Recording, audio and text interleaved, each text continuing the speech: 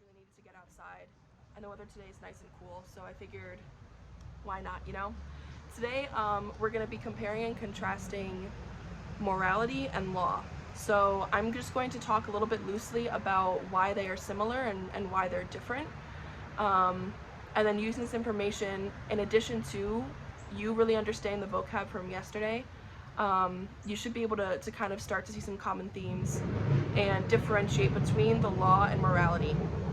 So, just to kind of get us started, the fundamental similarity between morality and law is that both regulate human behaviors. Okay, both are systems or things that are in place that help people modify the way that they act, okay, or change their behaviors. Morality, people want to behave according to a certain moral system, okay, and with law, they don't want to break the law. So either way, whether it's morality or law, both of these things deal with regulating human behavior so that people are encouraged to do good things and discouraged to do bad things, okay? So they both have that similarity that they're regulating human behavior.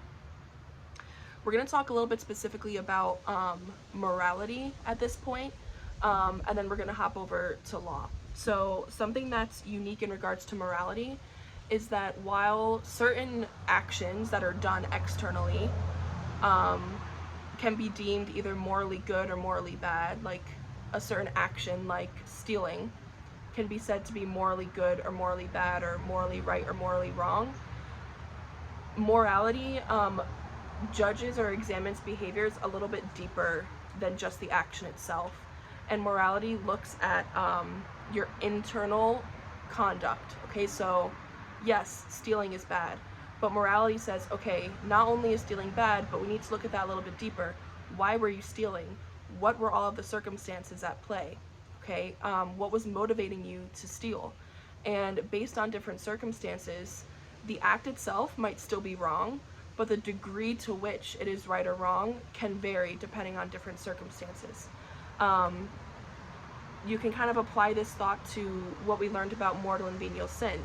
A venial sin can be something that's of grave matter, that's really, really bad, but depending on whether or not you knew that it was bad and free doing it, depends on how guilty, so to speak, you are of that sin, right? So morality doesn't just deal with the actions clear cut, it looks at the internal regulation of why is it that you're choosing these behaviors, what's going on internally that inspires your action, whether it's right or whether it's wrong, whether it's good or whether it's bad. So that's morality. The other thing that's unique in regards to morality is where it comes from. Okay, so morality tends to come from a belief in a higher power, a belief in God. Morality often comes from religions.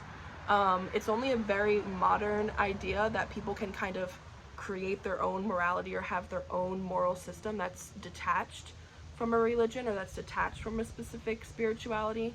But that's something that we're going to be looking at in a week or two.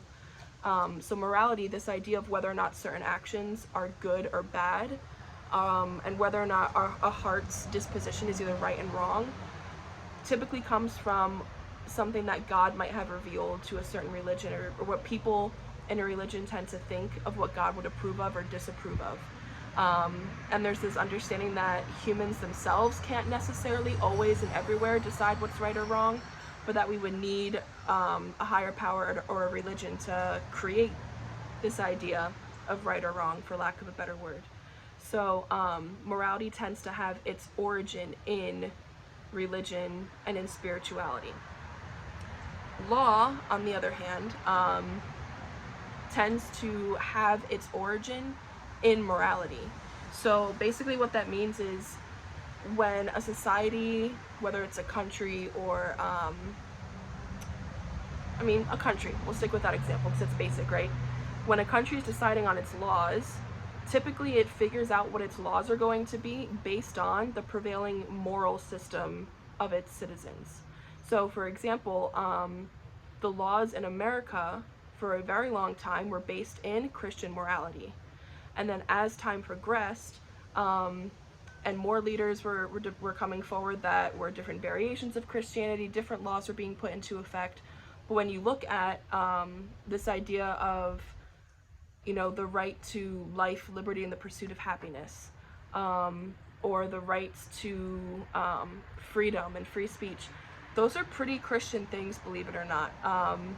Other faiths don't really believe in freedom to that extent, and yes, there's a lot of wonky and weird history about our founding fathers and what was really inspiring them, what was going on. I don't know all the details to that, to be honest. But America is a pretty Christian country in terms of our ideals and our values. And we based a lot of our laws in that. As we've gotten into modern times though, and as Americans have become a lot less Christian, our legal system has become a lot less Christian, right? So immigration, which is a very Christian thing, it's a very good thing, like legal, positive immigration and welcoming people. As our country's gotten less Christian, our immigration laws have gotten really strict. And suddenly there's this idea that we should be turning people away, even if they're trying to flee war and drugs and all these different things. There's certain laws in regards to abortion and sex trafficking and birth control and things like that that are totally not in line with Christian moral principles. And those laws were put into effect because a lot of people in America no longer subscribe to those moral principles. So whereas morality finds its origin typically in a certain religion or in a higher power, law finds its origin and it gets developed from what the people at that time, what their moral understanding is. So you can kind of come to the reason and the conclusion that when a country's leaders are good moral people and they're, you know, very concerned with right and wrong, the laws are going to be pretty great. But when a country's leaders are not morally good people, the laws are not going to necessarily reflect what is truly right and just in all places.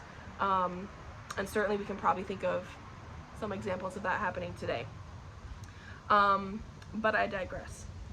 The other thing that makes law different from morality is that while morality really focuses on the internal conduct and those motivations, law is very clear and crisp and to the point about your external dealings with other people. So when someone breaks a law, they break a law, okay? Like it's very rare, if it even happens ever, that you get off scot-free or you're not convicted of guilt because you didn't mean to, or because, oh, well, Your Honor, like I was stealing bread so I can feed my family. Like, at the end of the day, the law says, yeah, sorry that happened, but you still stole bread. So law is very cut and crisp, and it's kind of like letter focused. And in the legal systems, we're not really as much concerned about your internal motivations. They have to prove whether you did it or not. They don't necessarily care about motive and all those things that you see on crime shows unless it gives clear evidence to the fact that you did or didn't do something. So law is very externally focused. It's very clear, cut, and crisp. And there's not that much gray area with the law. And where there is gray area with the law, people whose job it is to do this try and make that area a lot less gray. So they add amendments, they add loopholes, they add whatever they can to kind of account for every possible situation. Whereas morality doesn't really try to do that. Morality just focuses on why are people doing these things? Are they right? Are they wrong? Are they good? Are they bad? The other thing to notice is that just because something is morally correct, is morally good, does not mean that it's necessarily legal. And just because something is legal and like you can do it and not get in trouble with the law, doesn't mean that it's morally good either. So the two can be different. In a perfect society, what is morally good would be legal, and what is morally bad would probably be illegal. And the law would reflect morality, but that's not always the situation. So, for example, it is legal in the United States to have abortion, right? But according to the Christian tradition, the Catholic tradition, the Jewish tradition, the Muslim tradition, though, like, abortion is not morally good whatsoever. So Just because something is legal does not necessarily mean that it is morally good to go. So our job as citizens is to really spend time thinking about, okay, well, what's morally good, what's morally wrong, and how can our laws reflect that? This leads obviously to a much greater conversation about how do you decide what is good and what is bad, how do you decide what is right or what is wrong. And in a country that's a democracy like America, you get a lot of voices saying a lot of different things. But it's important that we're at least looking at that subject and that we're talking about it. So to kind of summarize everything, law is very external, okay? It's grounded usually in the morality of either the leaders who are making the law or of the citizens who are going to need to follow that law. And it focuses on the external realities. It's very clear, it's very, very crisp. Morality, on the other hand, is grounded more in a religious sense. It's grounded in an idea that there's a higher being, that there is something that is good, and that there are some things that are bad in and of themselves.